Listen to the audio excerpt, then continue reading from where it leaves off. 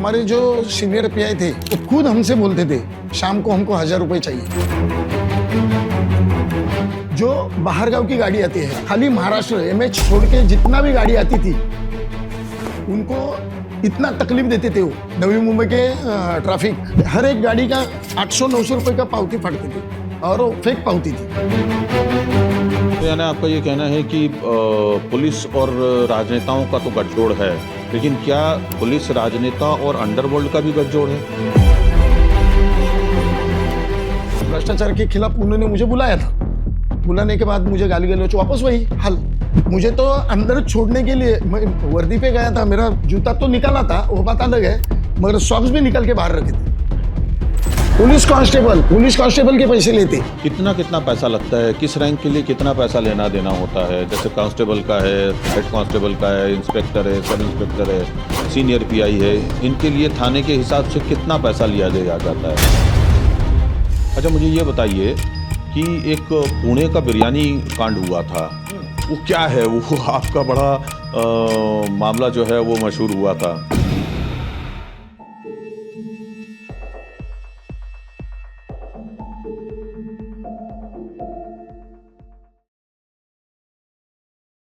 नमस्कार, मैं हूं विवेक अग्रवाल और आप आज एक बार एक नए अंक में 5E मीडिया के हमारे साथ शामिल हैं। आज हमारे जो अतिथि हैं उनका नाम है सुनील टोके। सुनील टोके जो हैं वो मुंबई पुलिस के असिस्टेंट पुलिस इंस्पेक्टर हैं। पुलिस इंस्पेक्टर होने के अलावा ये देश के एक बहुत ही बड़े विशल ब्लोअर भी हैं। इन्होंने पुलिस विभाग में ही जो भ्रष्टाचार है उसके खिलाफ अलग जगाई है। मशाल लेकर के ये सारी दुनिया में मुंबई पुलिस के भ्रष्टाचार यानी करप्शन के बारे में लोगों को जागरूक कर रहे हैं। इन्होंने एक लंबी लड़ाई लड़ी है भ्रष्टाचार के खिलाफ, लेकिन उसी भ्रष्टाचार के ये शिकार हो गए और भ्रष्ट पुलिस अधिकारियों ने ही या व्यवस्था ने इन्हें बिना किसी कारण के निलंबित कर दिया। उनसे हम जानना चाहेंगे कि उनकी जिंदगी में क्या कुछ हो गुजरा है और किस तरह से उन्होंने ये लड़ाई लड़नी शुरू की है। आपका बहुत बहुत स्वागत है। नमस्कार सर जी, नमस्कार। टोके जी, ये बताइए, आपका तो सबसे पहले नाम मैंने जो है वो तब सुना था जब आपने 150 ट्रैफिक कांस्टेबल्स या जो ऑफिसर्स हैं उनके स्टिंग ऑपरेशन कर दिए थे कि जो वो लोग जगह जगह पे पैसे लेते हैं, वायलेशन जब कोई करता है ट्रैफिक का तो वहां पर जो पैसे लिए जाते हैं। वो जो केस था उससे मुझे आपके बारे में पता चला था। मैं जानना चाहता हूं सबसे पहले और अपने दर्शकों को आपके जरिए ये बात पहुंचवाना चाहता हूं कि वो केस क्या था और आपने क्या किया था, कैसे किया था, क्यों किया था? सर देखिए, मैं पुलिस गोरेगांव विभाग में था, तो हमारे जो सीनियर पीआई थे वो खुद हमसे बोलते थे शाम को हमको 1000 रुपए चाहिए। अभी सर 1000 रुपए उनको चाहिए तो मैं मेरे जेब से तो नहीं दे पाऊंगा ना, बाल बच्चे है।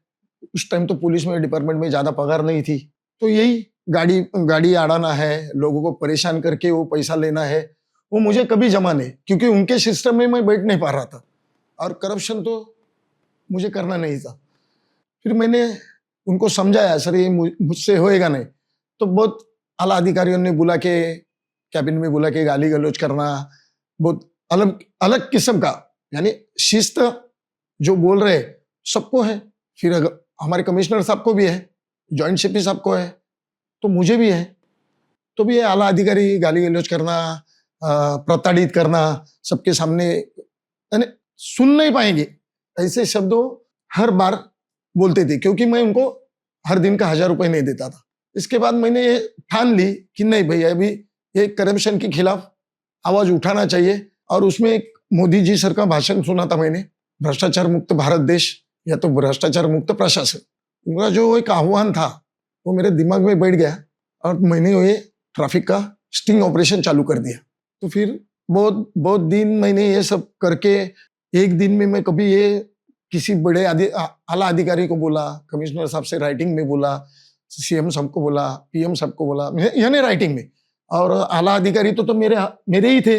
मैं जाके मिला साहब को, कमिश्नर साहब को भी मिला था उस टाइम, सर ऐसा ऐसा हो रहा है। तो भी उन्होंने वो निगलेक्ट किया बात।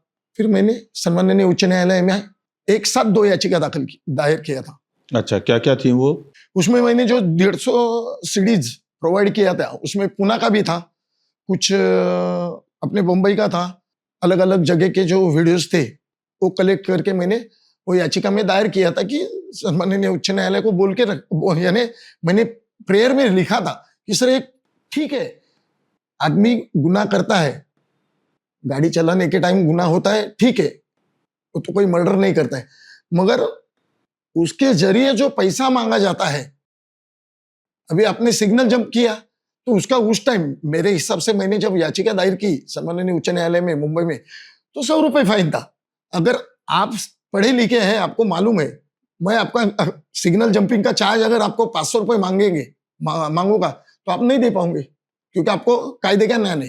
तो फिर रोड पे झगड़ा होना, ट्रैफिक में, अभी ट्रैफिक का सब महाराष्ट्र के अंदर जो जितने भी ट्रैफिक वाले 99% भ्रष्टाचारी कर रहे, तो मुझे दिल में वो ऐसा लगा कि करते हैं अलग लोग मगर पूरा पुलिस डिपार्टमेंट इसमें बदनाम हो रहा है। आप इतना पत्रकारिता करते हैं, आपको भी मालूम है, अगर पुलिस कांस्टेबल पकड़ा जाता है एंटी करप्शन के ट्रैप में तो मेरे हिसाब से वो सीनियर पीआई को भी जानना चाहिए कि भाई स्लैक सुपरविजन, आप अगर मेरे बड़े अधिकारी है, अगर मैं पकड़ा जाता हूं तो आपके ऊपर भी वो कार्रवाई होनी चाहिए, तब ये मोदी जी का सपना भ्रष्टाचार मुक्त भारत पूरा हो जाएगा।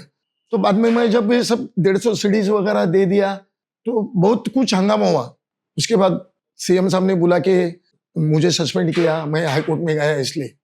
मगर उसके पहले मैंने वो जो 150 सीडी दिया था उसमें सब राइटिंग में सब जैसा जैसा जो मेरे साथ हुआ था, तो मैं ऐसा, जब हमारे आला अधिकारी बोलते थे कि तू पुलिस के डिपार्टमेंट के खिलाफ है, मगर आप अगर कमिश्नर है, मैं आपको राइटिंग में सीडी दे रहा हूँ कि सर सुनील टोके भ्रष्टाचार कर रहा है, तो आपका काम था ना सुनील टोके को बुला के, भाई ये क्या है, तेरे खिलाफ ये आया है, वो आपने कभी किया नहीं, क्योंकि आप जब जॉइंट सीपी थे ट्रैफिक विभाग के, आपने वो किया नहीं।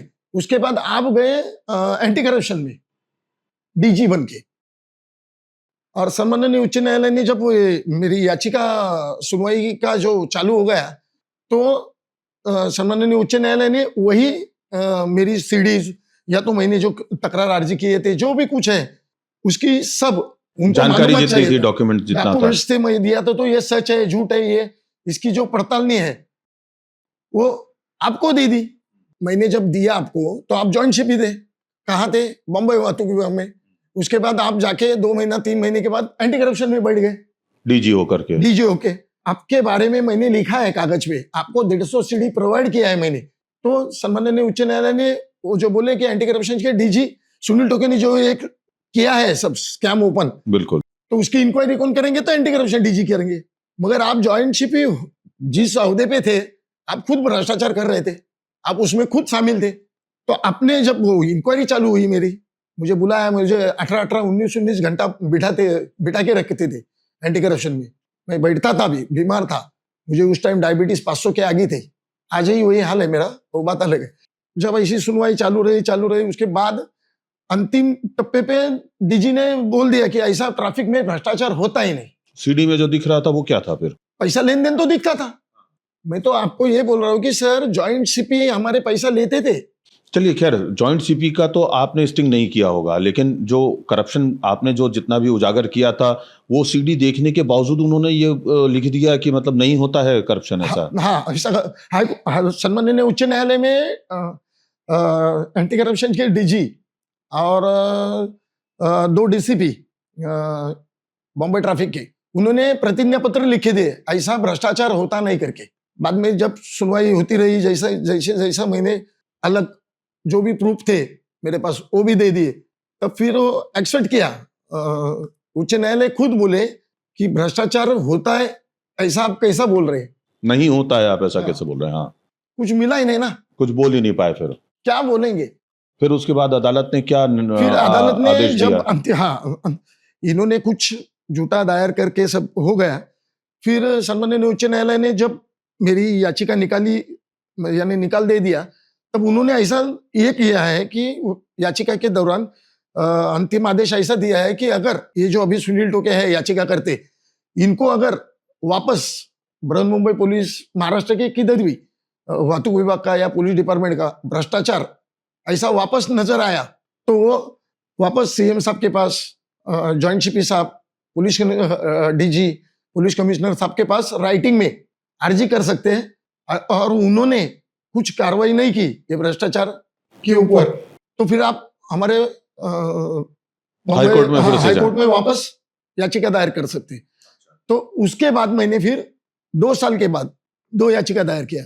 एक है थाना के सीपी साहब के खिलाफ और एक है नवी मुंबई सीपी के खिलाफ। जो बाहर गांव की गाड़ी आती है, हाईवे पे जो चलती है, समझो बैंगलोर से गाड़ी आती थाना के यहाँ कश्मीर गुजरात इधर जाती है जो गाड़ी, खाली महाराष्ट्र एमएच छोड़ के जितना भी गाड़ी आती थी इतना तकलीफ देते थे वो नवी मुंबई के ट्रैफिक और थाना के ट्रैफिक वाले, कि हर एक गाड़ी का 800-900 रुपए का पावती फाड़ते थे और वो फेक पावती थी। मैं 100 करोड़ का वो सब पावती जमा करके सम्माननीय उच्च न्यायालय में याचिका दायर की थी। उसका नंबर है 15709/22 यानी 2022 को उसकी एक बार सुनवाई हुई, उसके बाद आज तक तो उसकी सुनवाई हुई नहीं। आप ये बहुत ही गंभीर चीज बता रहे हैं कि पुलिस विभाग के लोगों ने फर्जी रसीदें छाप रखी थी और उससे ये दिखाते थे कि हमने तुम्हारे ऊपर चार्ज किया है, तुम्हारे ऊपर जुर्माना लगाया है, लेकिन वो पैसा असल में उनकी पॉकेट में जाता था। जो पावती मुझे दी, समझो अभी एक टोविंग है, Shri Ganesh towing service centre है अपना, Shri Ganesh towing private limited या तो लिमिटेड। वो जो पावती मैंने जब कंफर्म की तो मेरा पता, वो पावती का पता था वाशी में या तो बम्बई के कोई भी जगह, भिवंडी में कोई भी। जब मैं वो जगह पे गया, ये नाम का कोई उधर स्ट्रक्चर ही मिला नहीं कि टोविंग का ऑफिस है या कुछ आदमी मिला है, उसका प्रोपराइटर अगर कोई है, उसका नाम देश पांडे है, जो भी है, वो ऐसा कोई मिला ही नहीं। मगर 2 वहां के, एक थाना के डीसीपी ने और एक वाशी के डीसीपी ने झूठा प्रतिज्ञा पत्र दायर करके रखा। मगर अभी न्यायालय जो है उनके ऊपर ही बहुत टेंस है, सब आपको मालूम है सर, हर दिन लाखों करोड़ों लोग याचिका दायर करते हैं, उनके ऊपर ही वो प्रेशर है। शायद ये मैटर में बहुत बड़ा वसूली का रैकेट है, तो शायद पॉलिटिशियन लोगों को भी हाथ रहेगा। 99% तो मुझे ऐसा लग रहा है, क्योंकि अभी मैं तो सेवा में नहीं हूँ। आप सेवा में क्यों नहीं है? आप रिटायर हो गए? मैं 2023 को 28/2/23 को रिटायर होने वाला था।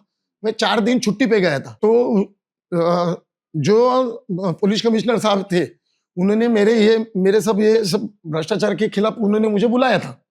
बुलाने के बाद मुझे गाली गलौच, वापस वही हाल, और साक्षीदार तो उनके रहते, अपन तो ना कैमरा। मुझे तो अंदर छोड़ने के लिए मैं वर्दी पे गया था, मेरा जूता तो निकाला था, वो बात अलग है, मगर सॉक्स भी निकाल के बाहर रखे थे। मेरे पूरे बटन पूरा चेक करके मुझे भेजा था। तो जैसा मैं गया, उन्होंने गाली गलौच किया। मैं बोला साहब ठीक है, आप जो माँ की कोख से आए, वहां से आपने जन्म लिया, वही मेरी माँ की कोख है, और वही कोख को आप गाली दे रहे हैं, ठीक है। मगर उस टाइम मंत्रालय के कर्मचारी थे कैबिन में, और साहब का एक पीआई था, वो तो मेरे खिलाफ वही बोलेंगे। अगर मैं आपके सामने बैठा हूं, आप मुझे को बोलते तो इन कैमरा है, वहां तो सिस्टम नहीं है, क्या कर सकते आप बताओ। तो उन्होंने क्या किया फिर आपके साथ?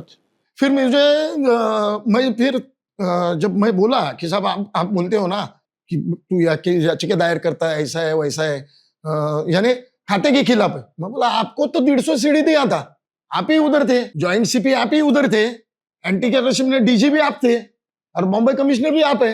तो आपने फिर एक्शन क्यों नहीं लिया?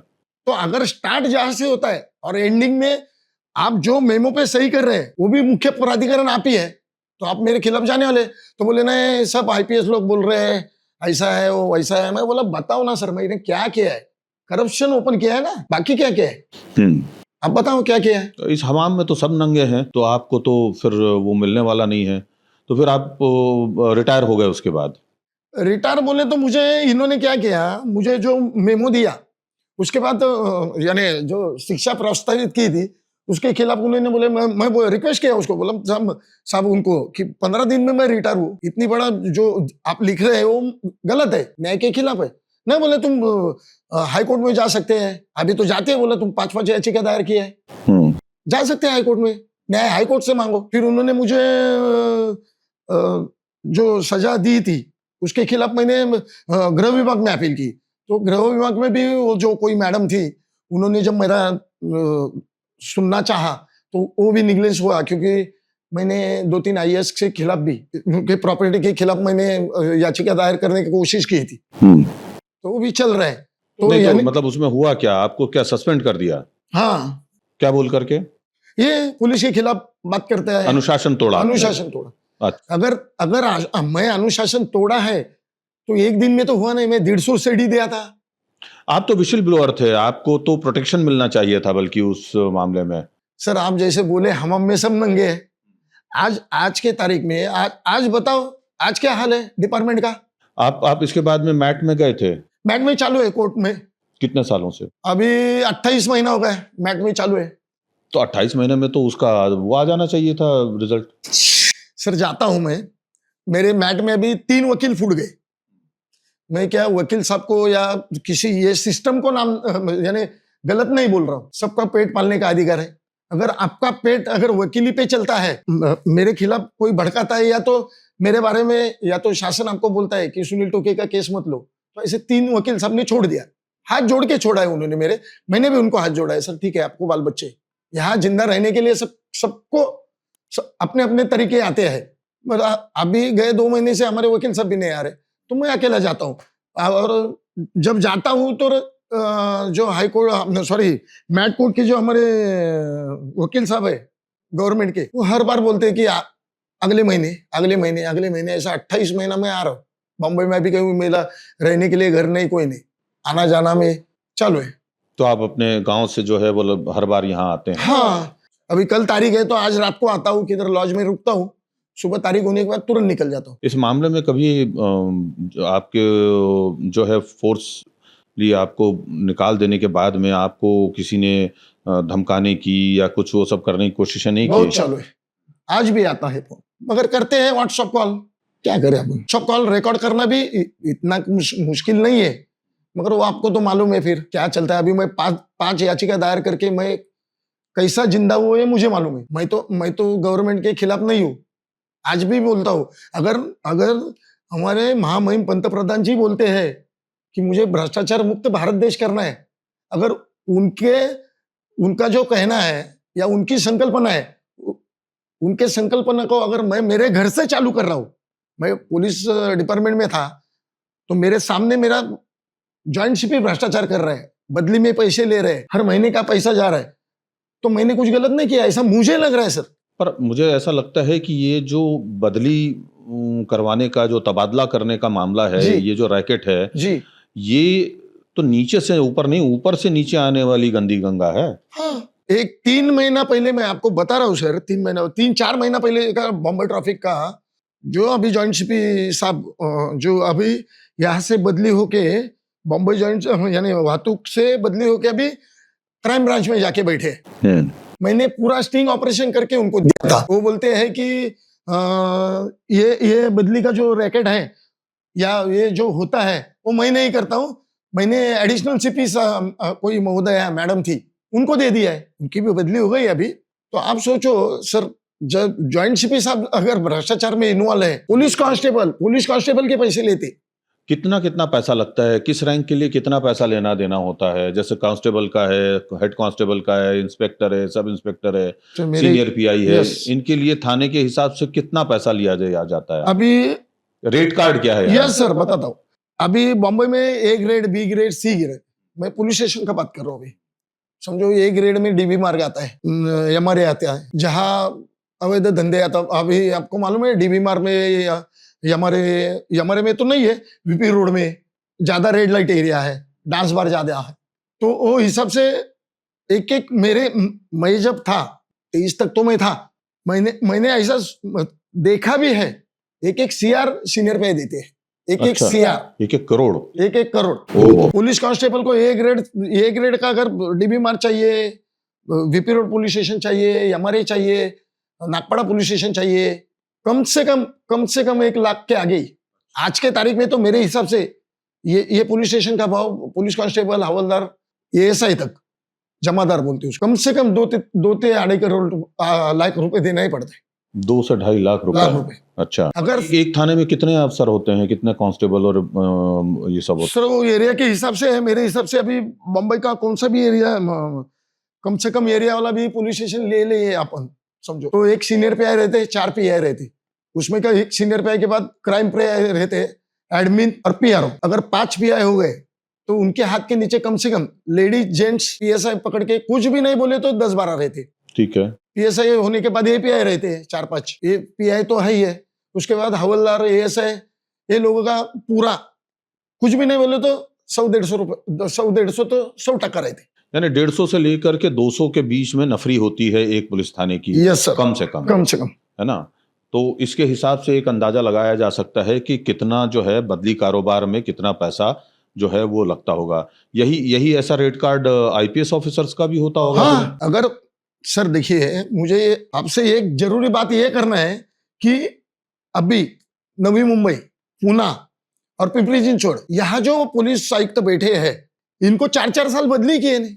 अगर सुनील टोके भ्रष्टाचार के खिलाफ आवाज उठाता है तो बोले ये पुलिस डिपार्टमेंट के खिलाफ है, ये जो पुलिस डिपार्टमेंट की शिस्त है उसमें बैठता नहीं सुनील टोके, तो फिर ये 4-4 साल कैसे बैठ रहे? इसका मतलब ये पॉलिटिकल कनेक्शन तगड़े हैं। जब तक सर पुलिस डिपार्टमेंट में पॉलिटिशियन लोगों का हाथ है तब तक ये करप्शन रुकने वाला नहीं। ना बदली का, ना डांस बार का, ना अवैध धंधे का, ना गुटखा रैकेट का। मैं तो बोल रहा हूं ना, आज के तारीख में जितने अपने इधर बॉम्बे में, महाराष्ट्र के अंदर जितने मराठी चैनल है, हिंदी चैनल्स है, उन्होंने सबका नाम लिया है कि ये 4-4 साल अधिकारी क्यों है। एक तो बॉम्बे में नवी मुंबई में डीसीपी ऐसा है कि उसको 50 महीना हो गया सर, और वादग्रस्त अधिकारी हो। बोलो, मैं तो बोल रहा हूं, पुणे के सीपी का नाम लेने के लिए जरूरत नहीं है। आपको मालूम है पुणे सीपी में क्या 2-4 बैठे नहीं है, पिंपरी चिंचवड़ में 2-4 बैठे नहीं। अगर आम पुलिस कांस्टेबल को या पीएसआई को, मेरे पीआई को, एसीपी को, एसीपी का, इनको बदली नियम लागू है तो इनको आईपीएस को क्यों नहीं है, बताओ सर। आप बोल रहे थे गुटखा माफिया का मामला, अभी आपने गुटखा माफिया के बारे में बोला, क्या है गुटखा माफिया का? सर मैं रिटायर होने के बाद जब अपना ये बॉम्बे गया, अपना सॉरी बॉम्बे से गाँव गया, तो हमारे चाकन एमआईडीसी में बहुत बड़ा गुटखे का रैकेट है। जितना भी गुजरात से गुटखा आता है, जहां से स्टार्ट होता है, महाराष्ट्र की बॉर्डर स्टार्ट होती है, वहां पुणे तक सबका अपने अपने हिसाब से पैसा चालू है। अच्छा, हर थाने में पैसा बांटता है? हाँ, हर चौकी में प्रूफ है मेरे पास। अच्छा, और कितना पैसा देते हैं ये लोग? वो जैसा अभी आईपीएस को कितना जाता होगा उतना, पुलिस कांस्टेबल की दौड़ कितनी रहेगी उतनी हिसाब से, यानी जैसा पद वैसा पैसा। तो चाकन में मैंने जब ये सब स्टिंग ऑपरेशन किया तो मैं पिंपरी चिंचवड़ के सीपी को सब भेजा था। आप जैसे सीडी का बात कर रहे थे, 150 सीडी, मैंने पेन ड्राइव दिया है उनको कि साहब ये ट्रैफिक वाले यहाँ ये काम कर रहे हैं। अच्छा, वो कर नहीं रहे थे, वो बात अलग, इंक्वायरी नहीं, कुछ नहीं। बाद में मैंने 500 रुपए के बॉन्ड पेपर पे, गवर्नमेंट के बॉन्ड पेपर पे लिख के दिया है, मैंने जो ये कंप्लेंट की है, जो सीडी प्रोवाइड के लिए जो ये पेन ड्राइव दिया है, इसमें की एक भी बात गलत निकली तो मेरे ऊपर गुना दाखिल करो। ये मैं सीएम साहब को भी भेजा है। अच्छा, 500 रुपए का बॉन्ड पेपर, तो भी पिंपरी चिंचवड़ के सीपी ने कुछ किया नहीं। आप सोचो फिर, मैंने तो आज भी मेरे मोबाइल पे है, मैं आपको दिखा सकता हूँ, लाइव दिखा सकता हूँ।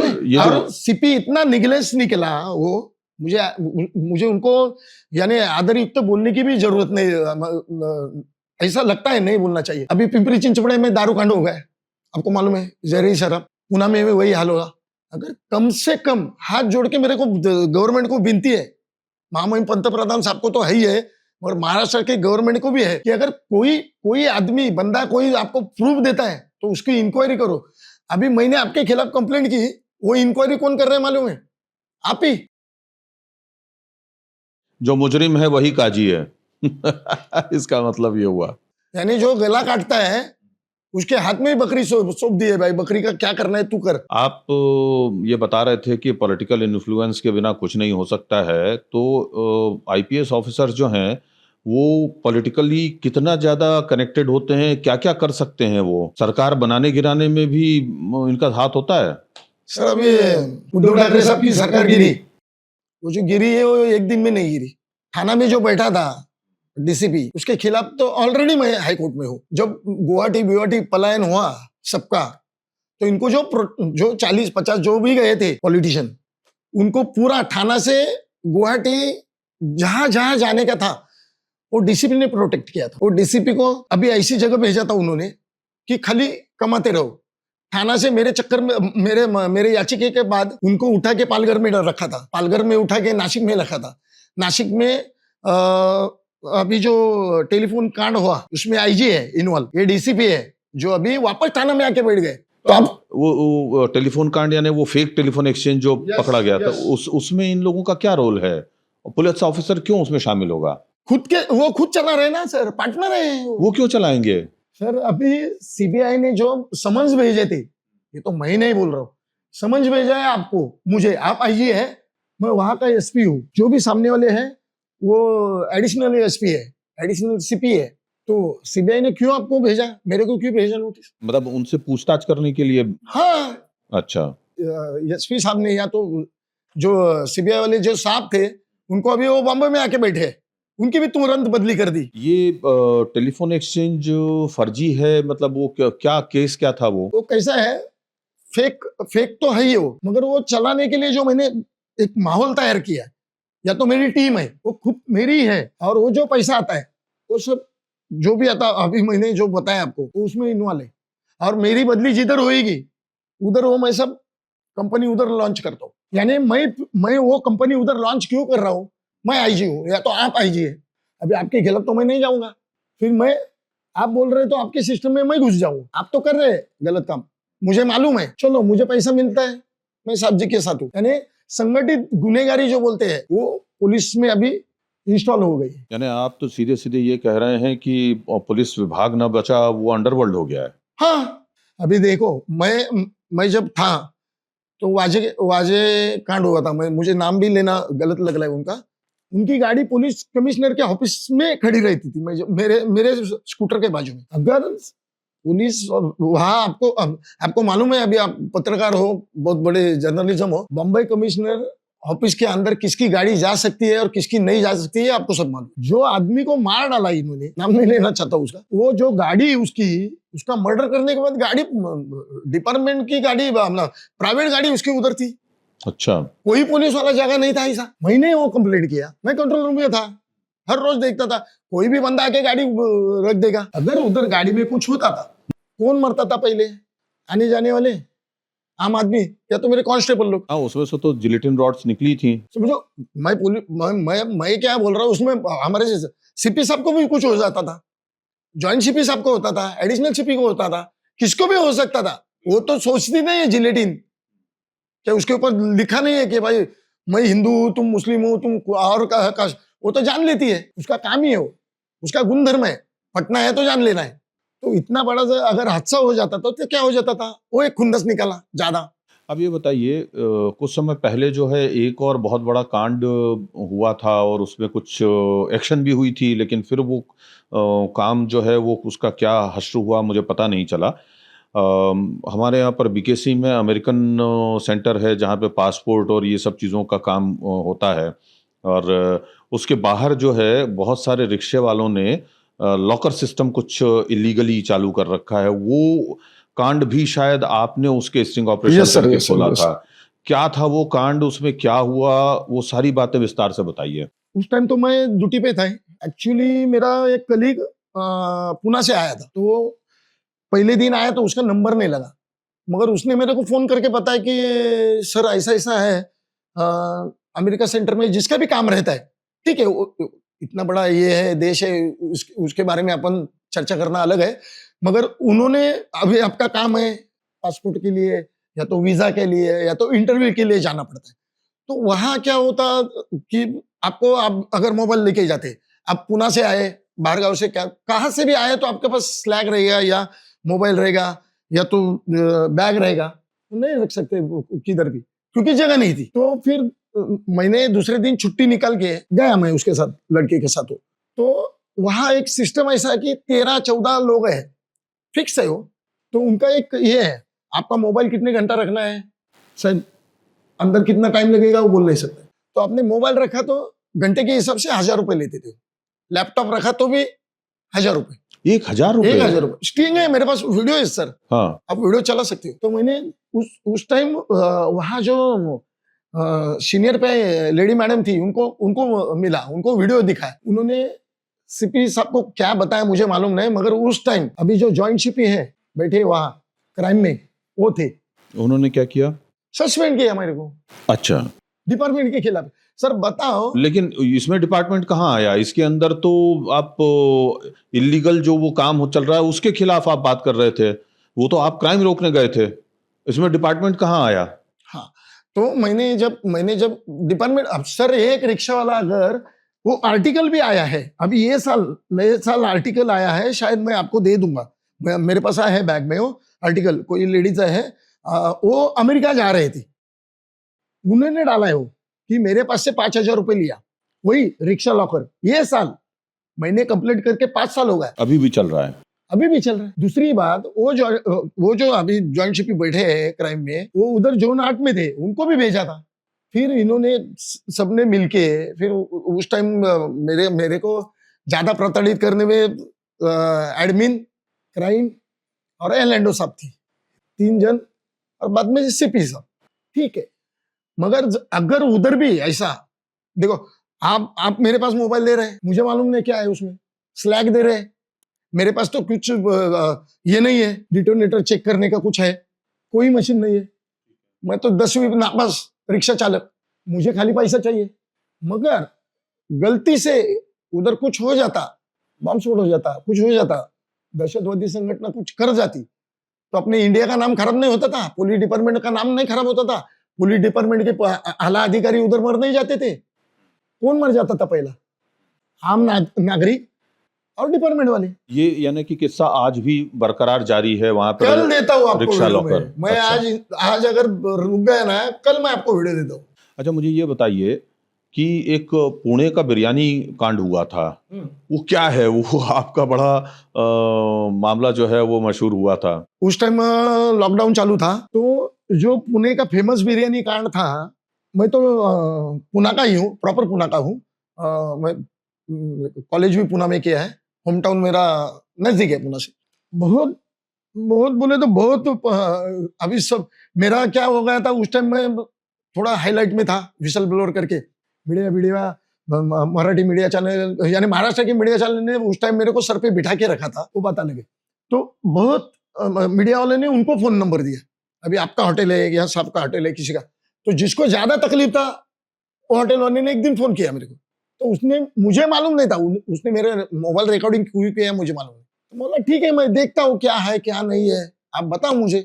उसके बाद 10-12 दिन के बाद ये जो आईपीएस मैडम थी, उनका रिकॉर्डिंग मेरे पास आ गया, वो फोन रिकॉर्डिंग। हाँ, मेरे आने से, मेरे पास आने से पहले वो मीडिया को गया था एक्चुअली, तो उन्होंने, मैं उस टाइम ड्यूटी पे था, ये भी बोलता हूँ मैं ड्यूटी पे था, मगर कोरोना के वजह से घर में ही था, यानी 50 के आगे था मैं, तो सब कुछ 7-7:30 बजे वो लाइव मुलाकात थी, तो उन्होंने मेरे को लाइव में लिया था, मैं घर में था, तो जब मैंने वो पहले सुना, तो बाद में जब इंक्वायरी चालू हुई ये मैटर में पुनः, इसमें शायद आपको मैं भेज दूंगा, वो क्लिप भेज दूंगा, मैडम कैसी कैसी मांग रही है, और मैडम का बंदा मेरे हिसाब से वो उसका घर का ऑर्डर ली आईपीएस लोगों को, और मपो से जो डीसीपी है, तो डीजी पोस्ट तक किसके घर में 3 है, किसके घर में 4 है, ऐसा अर्दली मिलते हैं, ऑर्डरली मिलते हैं, तो अभी उसको नाम रखा है इन्होंने बंगला सुरक्षा रक्षक, मगर ये लोग काम करते हैं कुत्ता घुमाना, बच्चे को स्कूल में लेके जाना, सब्जी लाना, सांप के बड़े बड़े मेहमान लोग आएंगे तो उनको बम्बई घुमाना, मैडम कार चलाना, गवर्नमेंट की तरफ से गाड़ी मिलती है, ये काम उनका रहता है। तो वो इतना प्यार से बोल रहा था, मैडम एक मांग रही थी, तो ये मुझे ऐसा लगा कि ये होटल का मालिक है, मैडम प्रॉन्स चाहिए क्या, मैडम खेकड़ा चाहिए क्या, और पूरा अच्छा बताता था पूरा हिस्ट्री।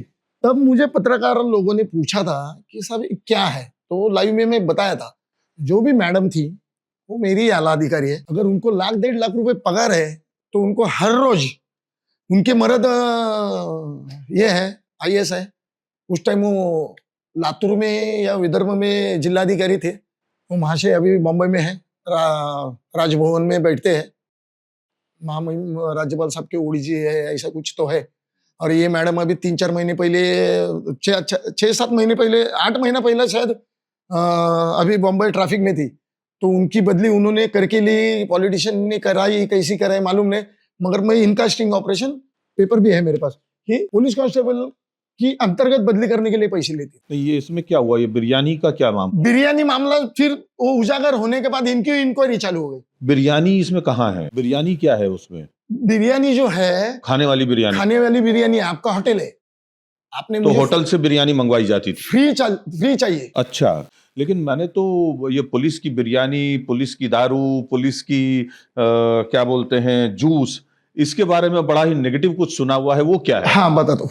आप हाजी अली जूस में जाना पुलिस की गाड़ी लेके, अभी आपको शायद मेरे हिसाब से आप इतने पुलिस के नजदीक नहीं रहेंगे, क्योंकि इतना डायरेक्टली सब करते हो तो थोड़ा डिपार्टमेंट का भी तकलीफ रहता है सबको कि वह हमारी पोल खोल करते हैं, तो थोड़ा कोई नजदीक नहीं आता होगा। मगर कोई ऐसा मिला तो एक दिन पुलिस गाड़ी में बैठने का, उसको बोलने का दोस्त को, चलो भाई यार मेरे को आज हाजी अली जूस पीना है। गाड़ी खड़ी होने के बाद खाली तो वो जो आदमी आएगा ना, वो पूछेगा क्या चाहिए, आप वो जैसा जो ऑर्डर देगा ना उसके पीछे आप जाने का। समझो मैंने ऑर्डर लिया तो मैं ऐसा चिल्लाते जाऊंगा उधर, ए पुलिस जूस कौन सा चाहिए, वो आपको मिल जाएगा, मगर पुलिस जूस का हिस्सा यह ऐसा है कि कोई आधा रखता है, कोई को किसी को अच्छा नहीं लगता है, और जो फल काटते हैं वो पुलिस जूस बोलते हैं उसको, मतलब खराब फलों का जूस वो पिलाया जाता है आपको। अच्छा, ऐसा होटल का खाना भी देते हैं आपको, वैसे सेम ऐसा रह गए। बार की बात जो बोल रहे हैं आप, तो बार में भी ऐसा है, मैं ये पिया इतना रह गया, एक बोतल में भर के रखते हैं। सब तरह की दारू जो है एक बोतल में भर के रखते। हाँ, वो पुलिस दारू, पुलिस जूस, पुलिस बिरयानी।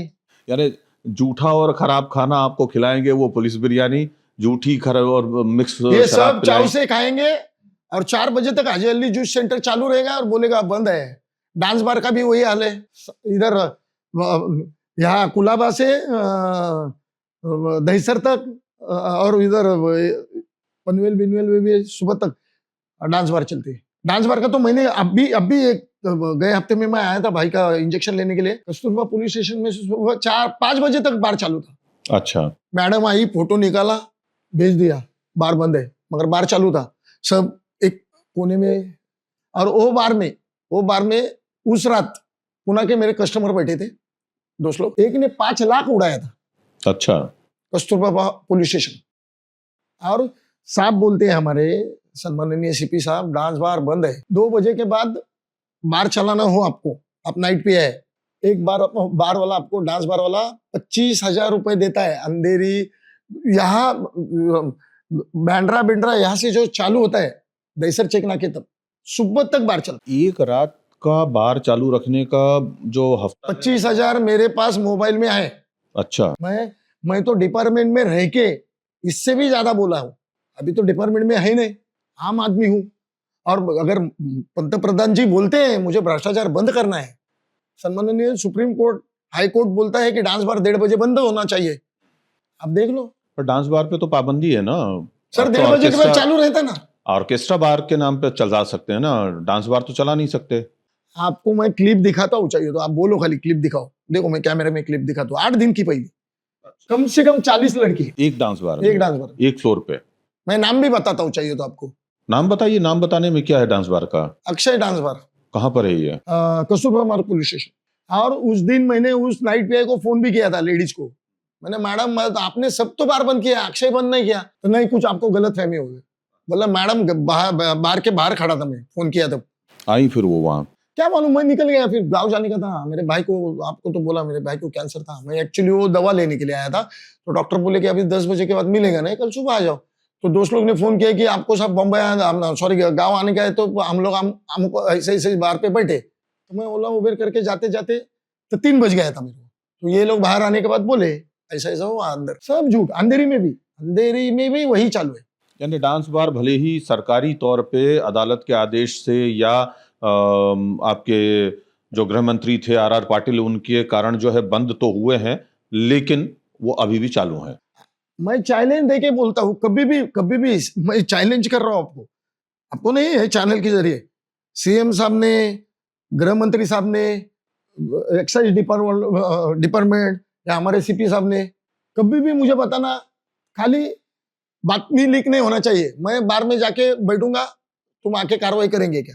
मगर ऐसा होता नहीं, आपको मालूम है, डीजे चालू है, कॉल पड़ा तो दिखता है, डीजे वाले के पास जाके मांडोली करेंगे, पर बोलेंगे डीजे बंद था, वैसा ही डांस बार वाले के खबर ही रखा है उन्होंने।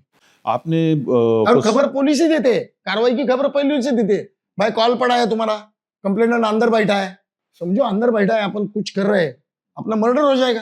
हाँ, मारा ये हमारे एक जर्नलिस्ट साथी को मीरा रोड में हत्या कर दी थी, उसकी लाश ला करके सड़क पे फेंक दी अभी थी। अभी अगर आप ये जो बोल रहे हैं ना सर, अभी गृह मंत्री उन्होंने पनवेल में रेड की थी, वही डांस बार आज भी चलो सुबह तक चालू रहता है, और सब गाड़ी है ना पुणे का आती है, MH12 MH14, अच्छे घर के लड़के लोग बर्बाद हो रहे। अगर राज्य शासन इसके ऊपर कुछ पाबंदी नहीं ला रहे तो गलत है। अभी सम्माननीय जो महोदय बैठे हैं पुलिस आयुक्त हमारे, वो भी मेरे हिसाब से मेरी पुलिस महकमे में 38 साल 7 महीना नौकरी हुआ है, मेरे हिसाब से हमारे साहब जो हैं अभी वो मुंबई के बाहर गए ना, डिप्टी कमिश्नर होके आए, DCP मुंबई में है। अच्छा, इसके चलिए आगे बढ़ते हैं पुलिस करप्शन से। हमारे यहाँ पर जो है वो एक 83 बैच की पुलिस एनकाउंटर स्पेशलिस्ट की टीम बनी थी, और 1990 से लेकर के 2000 तक जो है वो करीब 850 गुंडों का खात्मा जो हुआ है। ये कहा जाता है कि इन लोगों की बदौलत ही पूरा जो है बॉम्बे का अंडरवर्ल्ड खत्म। इस बारे में आपका क्या कहना है, इसको कैसे लेते? देखिए, जब अंडरवर्ल्ड सबको तकलीफ दे रहे थे, सबको भारी पड़ रहे थे, डिपार्टमेंट से लेके CM तक, मंत्रालय तक सबको तकलीफ दे रहे थे, सबसे एक्सटॉर्शन कर रहे थे, ये तो आपको भी मालूम है। अगर ये जो इनकाउंटर स्पेशलिस्ट पैदा किए, किन्होंने किए? मैं राज्य का मुख्यमंत्री था, आप ये राज्य मुंबई के CP थे, पुणे के CP थे, XYZ, तो आपसे भी एक्सटॉर्शन हो रहा था। भले मैं CM हूं, मगर मेरे को नहीं ज्यादा तकलीफ थी, बाकी आम आदमी को तकलीफ था, तो इसके ऊपर कुछ तो लगाम चाहिए। इंस्टॉल की इनकाउंटर स्पेशलिस्ट जो पैदा किए वो किसने किया? राज्य शासन या तो पुलिस ने। जब ज्यादा, हद से ज्यादा ये सब मामला चढ़ गया, तो हमने इंस्टॉल किए मैंने जो राक्षस से खड़ा किया, भस्मासुर जो है, या तो रावण खड़ा किया मैंने, वो बाद में मेरे को ही तकलीफ देना चालू हुआ ना सर। अगर मैंने जिसको पैदा किया वो मेरे को तकलीफ दे रहा है, तो मैं आपके पास जाऊंगा कि साहब आप देखो। अभी फिर क्या हुआ? फिर ये दोनों का चालू हो गया। अभी समझो 4 गैंग है, 4 नाम के, फिर आप एक गैंग के हैं, आप बहुत मेरे को तकलीफ दे रहे थे, मेरे गैंग को। मैंने एक को पकड़ा, इनकाउंटर स्पेशलिस्ट को, भाई देखो बहुत विवेक जी बहुत तकलीफ दे रहे, फिर आपको पकड़ के लाने का, नहीं तो आपके बंदे को पकड़ के लाने का, नागपाड़ा में वो जो मयत का गाड़ी रहती है उसमें उसको बिठाने का, आपका या आपके बंदे को। फिर मेरे को फोन लाया, भाई तेरा बोल क्या करने का। फिर वो बोली के हिसाब से, फिर एक पार्टी का ठोक देने का, पैसा लेने का, या तो ठोकने का पैसा लेने का, या तो छोड़ने का पैसा लेने का। दूसरे दिन, तीसरे दिन, 8-10 दिन बाद मेरा बदला उठाने का। आपको फोन, भाई बोल, अभी वो तुम्हारा ठोका था ना, ये टोके बोला था, अभी टोके का उठा के लाया। ऐसे में करोड़पति अरबपति बन गए। है एक इनकाउंटर स्पेशलिस्ट जिसका बहुत बड़ा स्कूल है माँ के नाम से। रिटायर होने के पहले उसने क्या क्या किया है, रिटायर होने के पहले 24 घंटे में उसको ACP बना के रखा। तो ये जो एनकाउंटर है स्पेशलिस्ट हैं, इनके खिलाफ भी आपने कभी कोई कंप्लेंट किया था ना? किया है। ये जो लोग हैं, इन्होंने एक लॉबी बना के रखी है, और इनके लॉबी के प्रमुख कौन? तो मंत्रालय में बैठा हुआ आका पॉलिटिकल लीडर्स। आज के तारीख में मैं सब पॉलिटिशियन को नाम नहीं रख रहा हूँ कि सब ऐसे है, मगर मेरे हिसाब से जब अपने इंडिया को स्वतंत्र मिला तब से आज तक जिन्होंने कोई भी पार्टियां, मैं कोई पॉलिटिशियन नहीं हूँ, हमारे घर में कोई पॉलिटिशियन नहीं है, और मुझे कोई पॉलिटिशियन होना ही नहीं है और कुछ करना नहीं है। मगर आज तक का इतिहास, आप जर्नलिज्म में आपको आइडिया है, आपका ज्यादा अभ्यास है, मगर जिन्होंने सत्ता, फिर महाराष्ट्र में, दिल्ली में, हर एक राज्य, इंडिया का हर एक राज्य में जिन्होंने सत्ता काबिज की है, उन्होंने क्या किया है? आप समझो, कांग्रेस के टाइम में आप कांग्रेस के गवर्नमेंट के गले के ताईत थे, फिर आप IAS है, IPS है। जब नहीं था, मेरी पार्टी नहीं थी वो अहदे पे। तो गलती से आदमी है, कुछ हुआ होगा तो आप आपने कुछ गलत या कुछ अच्छा किया है, तो जब मेरी गवर्नमेंट आएगी बदला लेगी। तो आपसे बदला लेगी। मुझे आपकी जरूरत है, आपको मुझे, दोनों को आपकी दोनों को जरूरत है ना। मैं चोर तो हूं, चोरी हुई तो आदमी किधर जाएगा कंप्लेंट का मेरे खिलाफ? पुलिस है, आपके पास ही जाएगी। तो यानी आपका ये कहना है कि पुलिस और राजनेताओं का तो गठजोड़ है, लेकिन क्या पुलिस, राजनेता और अंडरवर्ल्ड का भी गठजोड़ है? 100%। मेरे हिसाब से अभी बॉम्बे में जितने भी कंस्ट्रक्शन कंपनी चालू है, या तो आईपीएस अधिकारी का इन्वॉल्व है, आईएएस लोगों का है, या तो फिर अंडरवर्ल्ड का ही पैसा है। और आपका क्या मानना है कि ये जितने भी अवैध शराब के अड्डे हैं, जुए के अड्डे हैं, सट्टा मटका जो चलता है उसके अड्डे हैं, या बार हैं, डांस बार, ड्रग्स हैं, या जो भी इलीगल एक्टिविटीज के अलावा जो इलीगल स्ट्रक्चर खड़े होते हैं, अवैध निर्माण, बांधकाम, वो भी सब बिना पुलिस की मदद के नहीं हो सकता? सर देखिए, आप एक कभी भी देखना, पुलिस डिपार्टमेंट का या ट्रैफिक डिपार्टमेंट का जो रोल है वो तो आता ही है अवैध बांधकाम में, क्या नहीं आता है? अभी मैं यहाँ बना रहा हूँ या झोपड़पट्टी में ये खड़े कर रहा हूँ इमारत, सिस्टम का बात करो, रात को 1:30 बजे आता है, खबरी कौन रहता है? आजू बाजू वाला। मैं वायरलेस पे हूँ, मैं जाएगा इनको बोलेगा बनकर कॉल आला है, मैं बहुत ईमानदार, लेके जाऊंगा, बीच में छोड़ूंगा, पैसा लूंगा। इसमें अभी जो अवैध बांधकाम चलता है जितना भी बॉम्बे के अंदर, मेरे हिसाब से अपने महाराष्ट्र के अंदर रात भर अवैध ये चालू है, बांधकाम चालू है। 10 बजे के बाद, जो कि सुप्रीम कोर्ट, सम्माननीय सुप्रीम कोर्ट, हाई कोर्ट का आदेश है, 10 बजे के बाद तुम ये सब करना नहीं है। अगर मुझे कॉल आया, मैं राइडर हूँ, पुलिस हवलदार हूँ, पीएसआई हूँ, जो भी XYZ हूँ, तो जब कॉल आएगा तो अगर आप लेट गए तो भी बॉम्बे सीपी साहब सुबह बुला के लेते हैं। उधर जाने के बाद वो जो मैनेजर रहता ना, वो हमारे सीनियर साहब के बंदे रहते, एक ऑर्डरली बोलते उसको, या तो यहाँ एक मिल स्पेशल करके एक स्टाफ रहता है, गाड़ी जाने से पहले ही उधर फोन जाता है। ठीक, दूसरे दिन मैं अगर जाऊँ उधर, कुछ कार्रवाई करूँ नहीं करूँ, दूसरे दिन ये जो है बंदे नारद मुनि पुलिस डिपार्टमेंट के, वो ऑर्डरली साहब का दरवाजा खींचता है, बंद करता है, सब धंधे वाले का पैसा जमा करता है, और वो मिल स्पेशल सुबह मेरे जो करने का करते हैं, गाली गलोच नहीं माना, विसल ब्लोअर है मैं, नन्ना है, तो फिर मेरी बदली हो जाती। मगर अवैध बांधकाम के ऊपर कार्रवाई करने नहीं देते, और सीनियर को हर महीने का, हर जिधर अभी साउथ बॉम्बे, नॉर्थ बॉम्बे, इधर ईस्ट वेस्ट, सब जगह का सीनियर भाई को करोड़ों रुपए का महीने का हफ्ता है। आपके हिसाब से इंडिया में, महाराष्ट्र में या मुंबई में कहूँ तो विशल ब्लोअर्स को किसी तरह की कोई सुरक्षा नहीं है, और उनके उठाए हुए मुद्दों पे कभी कोई काम नहीं होता है, एक्शन नहीं होता? नहीं होता है सर, नहीं। और बार बार देखिए सर, एक मैं मेरे पिताजी शेतकरी थे, मिडिल क्लास आदमी है हम लोग। एक याचिका दायर करने के लिए आपको भी मालूम है कितना पैसा लगता है, और अलग अलग हिसाब से फिर ये पॉलिटिशियन लोग, अभी मैंने एक पुणे के एक्स सीपी, उनका 350 कोटी के प्रॉपर्टी निकल के दी। किसको दी? गवर्नमेंट को। अच्छा, कार्रवाई एक भी नहीं। अभी वो इंडो तिब्बतियन में बैठे हैं जाके बॉर्डर में। ऐसे कितने अफसर हैं जिनके बारे में आपने प्रॉपर्टी के जानकारी निकाली, और वो आपने कहाँ मतलब वो पेश की हैं? मैंने अभी दिल्ली में, हालांकि 8-10 दिन 15 दिन पहले 5000 कोटी का प्रॉपर्टी है संभाजी नगर में। एक आईपीएस है, उनके ससुर जी है, उनके साले जी है, उनकी वाइफ है, पूरी फैमिली, कुछ 19, यानी ये आईपीएस दामाद छोड़ के उनके घर में कुछ 18 लोग हैं जिनकी प्रॉपर्टी 5000 कोटी की, खाली संभाजी नगर में, यानी नासिक विदर्भ में। अगर मैं पीछे पड़ू तो उनकी महाबलेश्वर में है, पूना में है, शिरडी में है, कोल्हापुर में है। यानी इन्होंने जिधर डीसीपी होके जहां पोस्टिंग की, वहां इनकी प्रॉपर्टी है। तो इनके नाम पे तो नहीं होगी खुद के, अवैध रूप से, मतलब बेनामी होंगी? बेनामी है, कुछ वाइफ के नाम पे है। अभी मैंने 5 आईपीएस आला अधिकारी जो महाराष्ट्र के अंदर है इंस्टॉल है, अभी तो 2 फिलहाल रिटायर है, उनके वाइफ के नाम की 500 कोटी की प्रॉपर्टी निकली है। और उनकी पत्नियां ऐसा क्या करती हैं? सोना बेचती हैं या क्या करती हैं? तो उनको ही मालूम। अच्छा, दूसरी बात ये जो 5 आला अधिकारी है, अभी उसमें के 3 तो सिटिंग है, महाराष्ट्र आएंगे तो महाराष्ट्र के अंदर और बॉम्बे के अंदर, पर उनके खिलाफ भी कोई जांच नहीं हुई होगी। आपने इनके डॉक्यूमेंट्स वगैरह जो हैं, ये क्या हाईकोर्ट में भी पेश किए हैं? करना अभी ये अगर हुआ सब, अभी मैंने जहां भेजा है, यहाँ तो दिल्ली बिल्ली ये तो जाते ही रहते, सब तो मैनेज है सर, मैं वही तो बोल रहा हूँ।